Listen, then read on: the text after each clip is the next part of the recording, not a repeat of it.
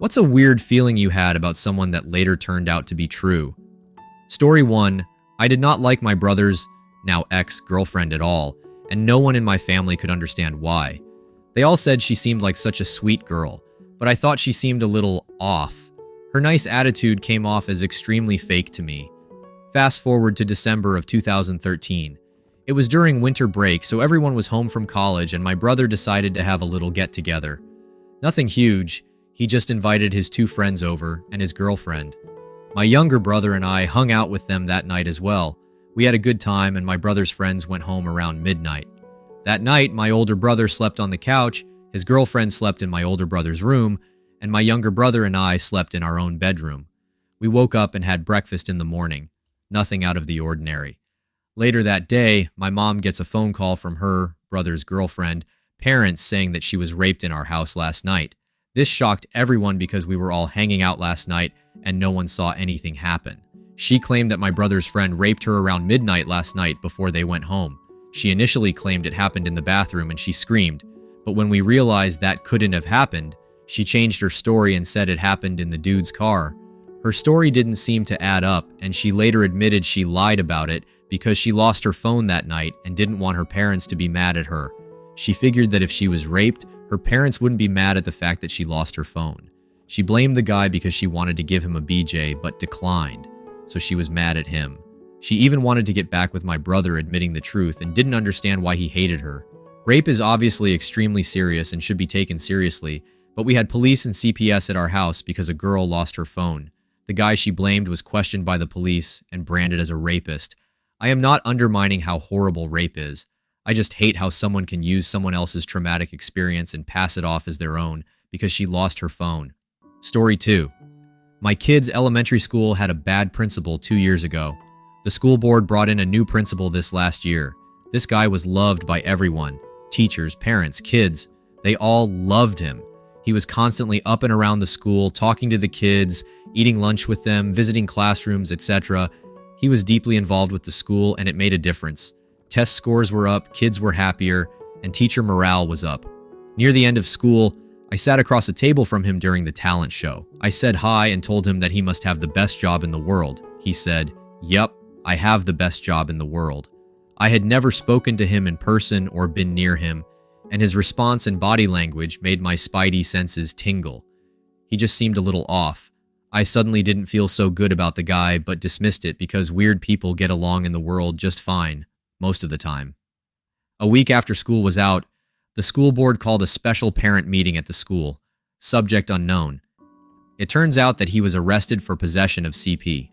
As the details came out, it was revealed that he was reprimanded for giving gifts to a young boy years ago as a teacher at another school in the same district. Now that the investigation is underway, we are learning that he had thousands of CP images and videos on his home computer and pictures of kids from the school at his home. So far, there is no evidence that he has had inappropriate contact with any of the kids from our school, but damn. Story 3. I think I've told this story before, but my family had this landscaper for like 23 years. He started helping out with our yard when he was in high school, before I was born, and my mom and dad loved him. They even helped him with seed money to start his own landscaping company that ended up doing really well. They went to his wedding, knew his family, all that family friend crap. Starting when I was a really little kid, like 2 or 3, I would lose it every time he came over. I didn't know why, my family didn't know why, I just seemed to blatantly fear this guy for no reason. He was really charismatic, nice, good looking. There was literally nothing sketchy about him at all. My weird reaction to his presence continued until we sold the house when I was 16. I just got better at hiding it. My mom kept in casual contact with Mr. Pretty Landscaper Man, but they lost touch after a while. Fast forward to 2014 and we find out he's been arrested and later convicted for raping and attempting to hang his wife. His kids called the cops on him and when they showed up, he was covered in blood and said something like, "Well, I might as well get this over with. She's in here," and brought them to the garage where he'd strung her up with a stool under her feet. I still don't know why I was so scared of him back then.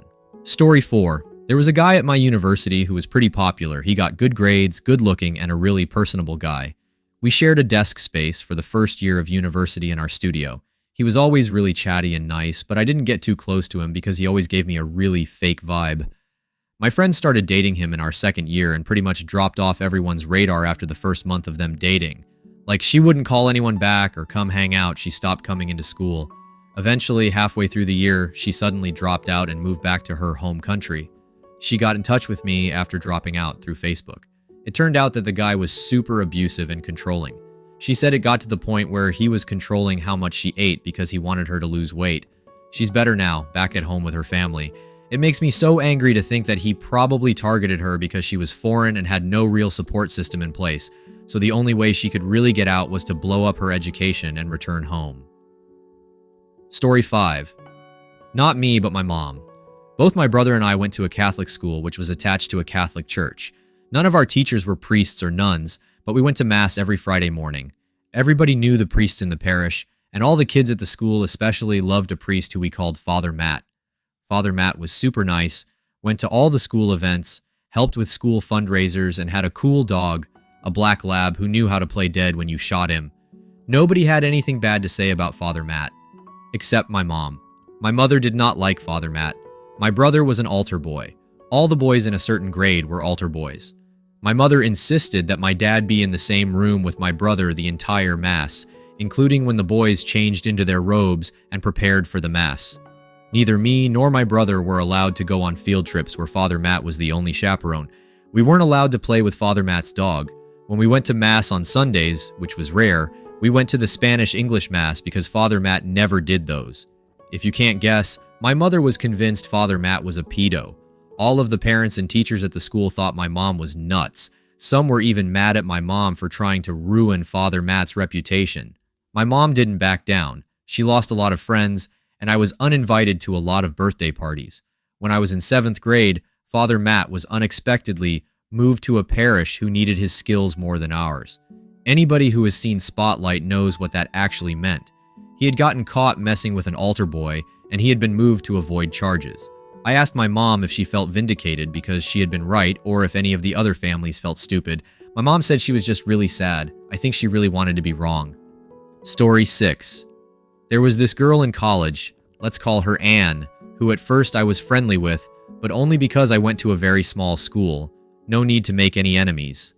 I always thought she was pretty weird, and as the years went on, I would hear rumors of her behaving pretty bizarrely when she would get drunk and be at parties, but I never witnessed this odd behavior myself. By our senior year, Anne only really had one friend. Let's call her Kate. They were really close, did everything together, shared an apartment together. Kate was kind of weird, but far more approachable and friendly. One night, I was in class and I left to get something from my studio. I went to art school. When I entered the senior studios, I saw a cop and Kate, as well as another student, let's call her Sue, in Kate's studio, which is directly across from Anne's. I tried to ignore what was going on. I went back to my class. I saw a cop car in the parking lot. It was weird. Nobody was really super close with Kate or Anne, so nobody really wanted to ask about what happened. A couple days later, Kate approached me and some of my friends and asked to sit with us while we ate lunch. Kate started to tell us what happened.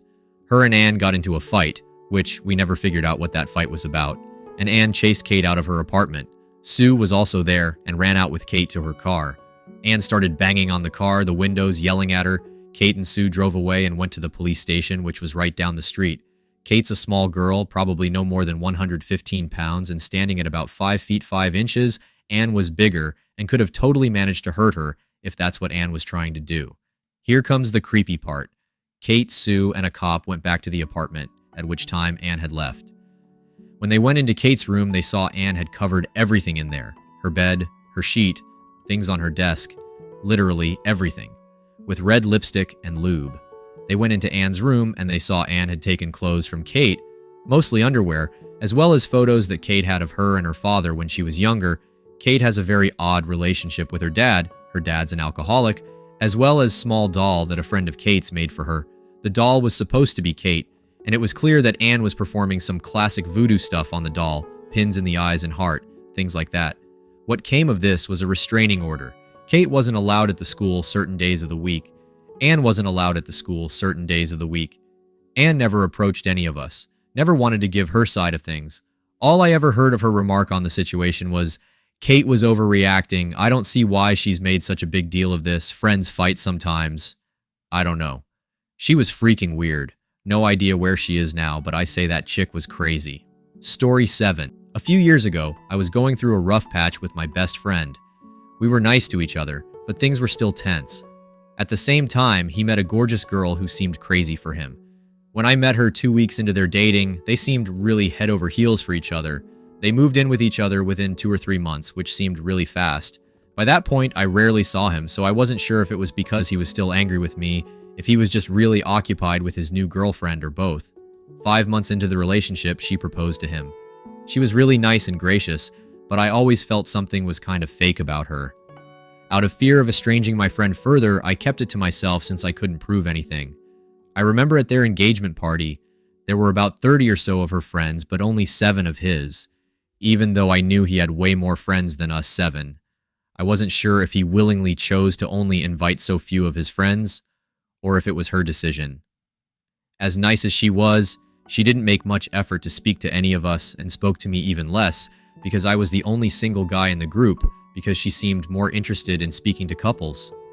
I only saw my friend 3 times throughout the entire relationship, and except for the last time when he snuck out to hang out, she was always there. He broke it off with her shortly afterward. It was more or less what I had suspected. She was super possessive of him, and he couldn't do anything, go anywhere without her permission, hence me never seeing him. She was more interested in the concept of being married and having a man than who he really was as a person, which was why she was only interested in speaking to other coupled friends and not me. He was like her little puppy dog that she could show off to everyone. Story 8. My late sister always found a way to discuss her chronic pain and the tiny, manageable amount of painkillers that she took once in a while. I thought it was weird that she seemed to think she had to assure everyone that she wasn't taking too many pills. She was also moody, erratic, abusive, and had an appallingly short attention span. I've never seen anyone more self-involved than she. Everything was quite literally about her.